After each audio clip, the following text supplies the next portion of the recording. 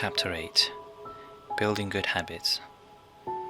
It is a serious mistake if parents always take their children's side when they have misbehaved or done something wrong. The children will eventually believe, when I misbehave, then I will receive good in return. When these children grow up, they will tend to do bad things, thinking that it is okay to do so. My parents will always agree with me, so why not do whatever I want? We must acknowledge the consequences of providing misguided support to our children. Do not show them love through indulgence. If they make a mistake, then discipline is the only answer. In order to develop good habits, we must understand two things.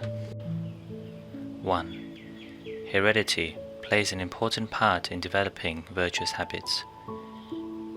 If the parent practices good habits, even before conception, and continue these good habits throughout the pregnancy, the chances are that the child will develop good habits as well. 2. Environment and discipline are also vital in developing virtuous habits.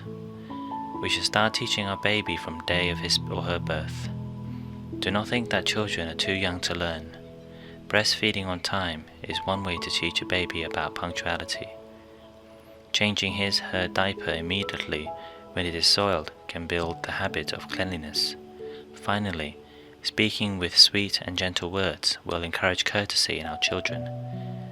Although a newborn child comes into the world with no prior habits, he/she needs a model for his/her thoughts, speech, and actions. Whatever action or speech that comes to the baby first will be the first model. Therefore, if the baby receives things which are wholesome and good, he/she will have the opportunity to mimic the wholesomeness and goodness. This solid foundation of what is good and wholesome will withstand any misconduct that might occur in their later years, thus allowing him/her to be able to look after him/herself with independence and responsibility.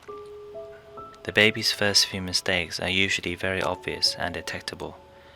A thrown cup, pinching a buddy's arm, angry shouts at nursery school. These mistakes prompt us to find a way to correct the behavior immediately.